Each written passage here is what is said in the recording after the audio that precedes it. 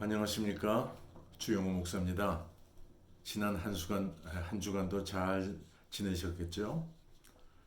오늘도 저희가 계속해요 4대 교회에 대해서 저희들이 살펴보는 묵상하는 시간을 갖기를 원합니다. 사실 이 4대 교회에 대한 말씀을 보면은 그 7교회에 우리 주님께서 주신 그 교회들의 모습이 우리에게 도전이 되고 우리에게 적용되는 그러한 말씀이지만, 특별히 4대 교회는 우리에게 더욱 직접적으로 오늘날 이 악한 세상을 살아가는 저희들에게 적용되고 도전을 주는 말씀이라고 생각이 됩니다. 지난 시간에 저희는 이 4대 교회에 해당하는 개혁교회가 말씀으로 큰 은혜를 받았지만, 그러나 그들이 이 말씀에 해이해지고 이제 행위가 강조되고 세상적인 요소들이 그 신앙에 점점 침입해 오기 시작함으로 인하여서 그 거듭났던 참 은혜 속에서 새롭게 났던 4대 교회가 다시 타락의 길로 들어가서 우리 주님의 책망을 받았던 사실을 지난 주일에 저희들이 보았습니다. 우리 주님께서 말씀하시기를 4대 교회에게 책망하시며 말씀하시기를 잠자는 자여 깨어서 죽은 자들 가운데서 일어나라. 그리스도께서 네게 비추시느니라. 이것은 이사야서를 인용한 에베소서 5장 14절의 이 말씀이며, 내가 네 행위를 아노니 내가 살았다 하는 이름을 가졌으나 죽은 자로다 라고 사대교회 말씀하셨던 우리 주님의 말씀과 이제 일맥상통하는 그 말씀입니다. 그래서 이 주님이 말씀하시는 잠자는 자여 깨어라, 깨어 있어라 라고 하는 이 말씀을 가장 대표적으로 보여주는 그러한 두 이름이 있는데, 하나는 에스겔서 3장 17절에 언급된 파수꾼에 대한 말씀이고, 다른 하나는 역시 에스겔서 34장 5절에 언급된 목자에 대한 이 말씀입니다. 그래서 이 파수꾼과 목자는 바로 오늘날을 살아가는 우리와 4대 교회의 그 타락되어 가던 그 성도들을 향하여 우리 주님께서 이제 주시는 대표적인 그 두 가지의 호칭입니다.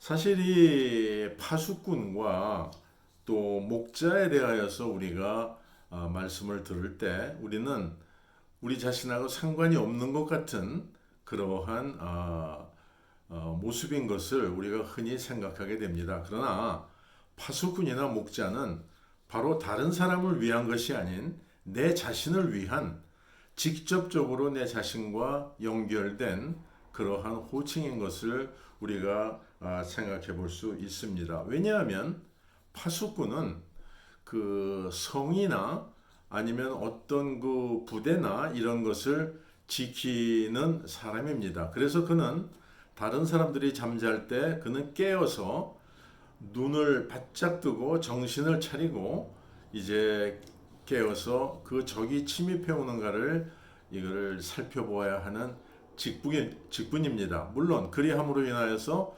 동료들의 목숨을 지키겠지만, 그러나 가장 중요한 것은 자기 자신의 목숨과도 연결이 되어 있는 중요한 직책인 것을 우리는 흔히 간과하는 경향이 있습니다. 다른 사람을 위한 것이 아니라 바로 내 자신을 위한 직분이다, 이렇게 생각하시면 또 새롭게 다가오겠죠. 목자도 마찬가지입니다. 제가 그 몽골 그 초원에 이제 양을 키우고 염소를 키우는 그 목자들을 보았습니다. 물론 비디오를 통해서 보았습니다. 그런데 그들의 모습을 보니까 자기 자신을 위하여 그렇게 전심을 다하고 전심을 다해서 양과 염소들을 키우는 것을 제가 보게 되었습니다. 왜냐하면 염소나 양이 늑대에게 잡혀 먹이거나 길을 잃어서 잃어버리거나 하면은 바로 자기의 재산을 잊어버리는 것이고, 자기가 가난해지고 궁극적으로 그 직종에서 떠나서 이제 방황을 해야 되는 그러한 어려움과 직결된 것이기 때문에, 자기 자신이 손해를 보고 자기 자신이 고통을 겪게 되는 것이기 때문에, 목자라는 이 직분도 전심을 다해서 이제 일을 해야 되는 그 모습을 볼 수가 있었습니다. 그리고 목자와 이 파수꾼은 교회의 영적 지도자들만을 지칭하는 것이 아닌 것을 베드로전서 2장 9절은 이렇게 말씀합니다.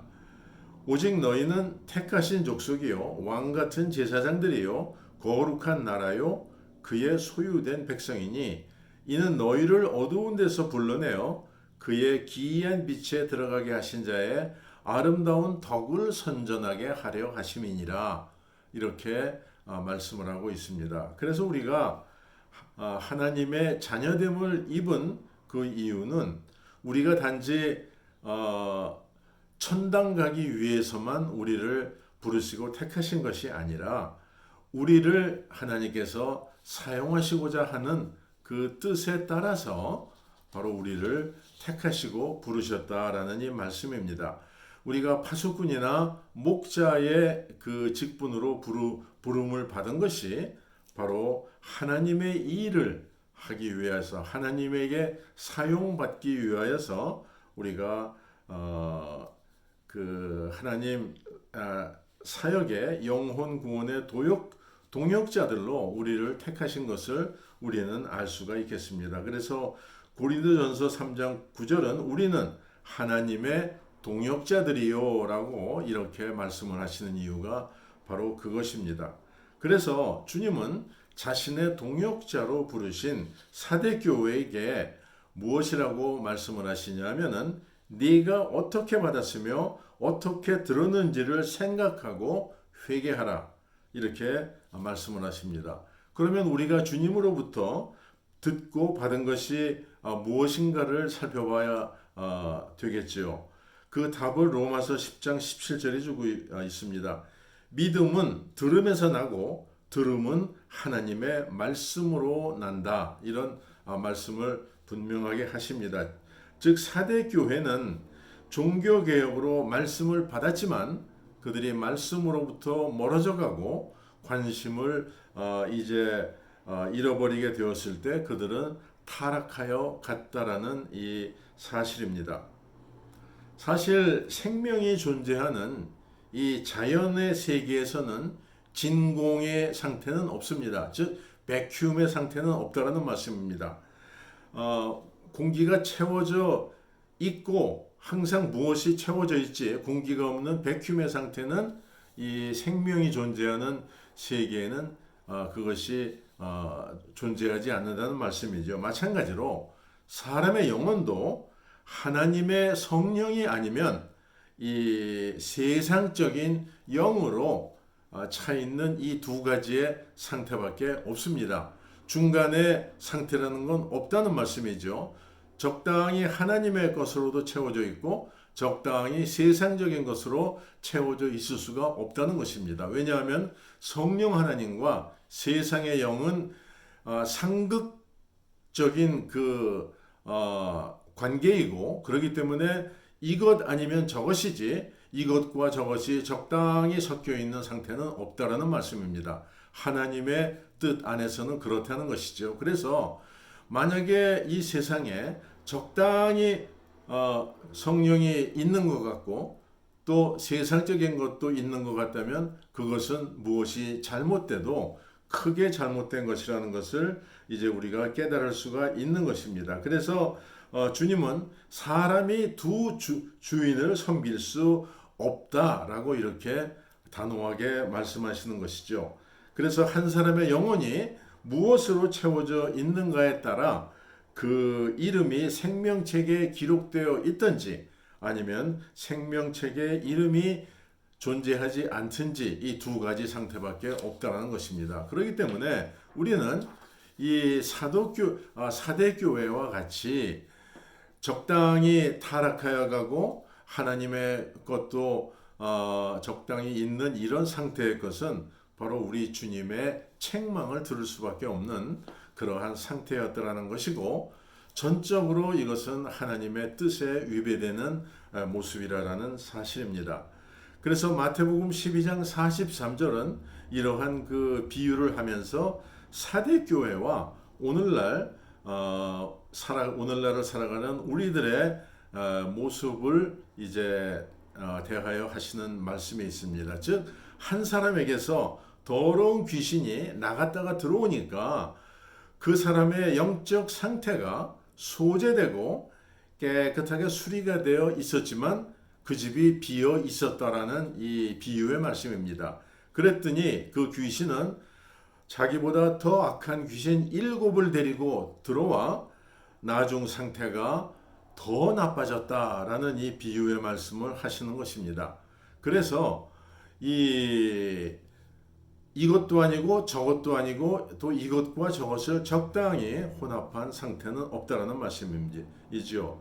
이것이 바로 1000년 동안 부패하였던 카톨릭 교회에 종교 개혁이 일어났고, 그로 인하여 이 교회가 새롭게 변화되었지만 곧이어 세상적이고 물질적이고 권력을 탐하고 하는 사탄적인 요소들이 교회에 들어오므로 이 개혁교회는 오늘날 살아있다는 이름을 가졌으나 실상은 죽은 교회다라는 이 책망의 말씀을 받게 되었으며, 다시 한번 영적 대각성 운동이 필요하게 된 것이었습니다. 바로 이 영적 리바이벌을 가능하게 하는 것이 무엇이냐면은 진리의 말씀입니다. 진리의 말씀, 성경적인 말씀, 이 말씀이 우리와 함께하고 우리의 영혼 속에 깊이 자리 잡고 있으면 우리는 결코 이 말씀이 성령의 말씀이기 때문에 세상적인 것에 타협하거나 굴하거나 이러한 모호한 일이 결코 없게 된다라는 이 사실이 되겠습니다. 그래서 이 예수 그리스도에 의해서 구원받고 깨끗하여짐을 입은 사람은 끊임없이 성령의 생수로 채워져야만 하는 것입니다. 그렇지 않고 그 영혼을 비워 놓았을 때에 창문을 열면은 마치 그 더러운 파리가 제일 먼저 집 안으로 달려 들어오듯이 세상적인 영혼이 세상적인 것들이 그의 영혼을 삼키게 되는 것입니다. 지난 주일에 제가 예를 들어 말씀드렸던 캘리포니아에 있는 그 모하브 사막에 있는 데스밸리에 이제 만약에 지속적으로 비가 내린다면 그곳은 아마 이 세상에서도 가장 비옥한 옥토가 될 것입니다. 제가 캘리포니아를 가기 위해서 이제 비행기로 그 여행을 하면서 그 캘리포니아에 있는 모하브 사막 위를 이렇게 지나갈 때 내려다보면은 그 동그랗게 아주 그 황량한 사막 가운데 새파란 초원들이 펼쳐져 있는 모습을 볼 수가 있습니다. 즉 무엇이냐면은 그 황량한 사막이지만 그곳에 스프링클러를 통해서 끊임없이 물을 이제 공급할 때에 바로 그것은 최고 품질의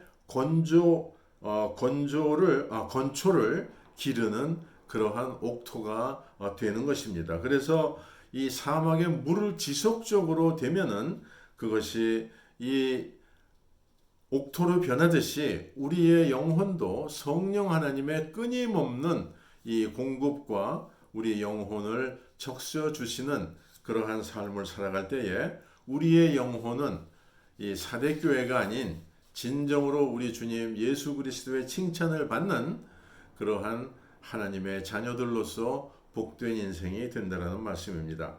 생명이 살 수 없는 사망에서도 물을 지속적으로 공급함으로 최고의 풀을 얻는다면 우리의 영혼에도 성령 하나님의 생수를 끊임없이 지속적으로 말씀을 통하여 기도를 통하여 공급할 때 바로 우리는 하나님 앞에 최고의 영적인 존재가 된다라는 이 말씀을 사대 교회가 저희들에게 주는 도전의 말씀이라고 생각됩니다. 오늘도 이렇게 함께 하신 한 분 한 분에게 진정한 감사를 드리고 우리 주님의 성령 충만케 하심과 은혜가 모든 분들에게 함께 하시기를 주님의 이름으로 축원드립니다. 그러면 다음 주에 또 뵙겠습니다. 감사합니다. 안녕히 계십시오.